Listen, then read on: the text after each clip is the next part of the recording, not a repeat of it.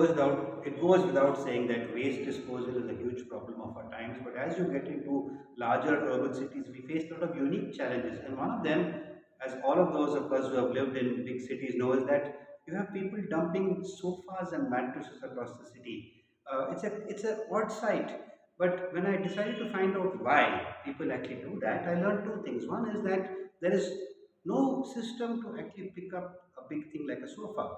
Now, normally waste can be broken down into small parts, we segregate it into wet and dry, but what do you do with a sofa? So people actually don't know what to do. Similarly with a mattress, it's big, it's heavy, and so what tends to happen is people probably just dump it in a car or a vehicle and dump it near their house in a vacant plot, and it just lies there. And when I went and asked the officers of the Bengaluru Solid Waste Management Limited, and the officers said there is no system in place today to efficiently dispose of these mattresses. So they just lie around, and they look terrible, and it sort of gives a bad feeling also, because if our footpaths and our vacant spaces are full of these large bulky waste, it shows the failing of the system. And so I did what I have been doing for the last 15 years. I volunteered for an organization called the Ugly Indian, which operates quietly, anonymously, and is very much part of the Swachh Bharat mission.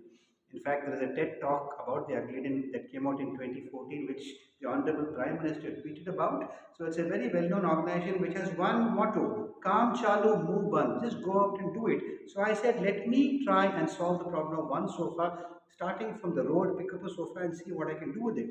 And I went around and spoke to people in the garbage system, and they said, you know what, if you break up the sofa into its constituent parts, there is a way that we can recycle it. And so I simply went with a couple of friends, took some basic tools, we stripped open a sofa. We did it very inefficiently, but we learned that a sofa is basically three large components: a wooden frame, a fabric around it, and some foam inside it. And if you're able to separate the foam, the fabric, and the wood, each of these can go into separate recycling streams. And so what we learned was that all someone had to do was to break it up. It was an act of violence, an act of dismantling. Of course, you can do it more efficiently, but the point was that regular people like us, by investing 10 to 15 minutes with some basic tools, were able to dismantle a sofa and dispose of it in the right way.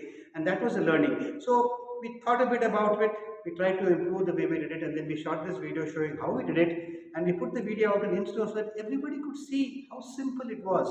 And this video was shared widely across Bengaluru. We had a lot of health officers and marshals trying it on their own. And so simply by going out and doing, Kaam Chalu Muh Band, let me try and solve the problem myself at a unit level, we discovered a method that would easily scale and be replicable across the city.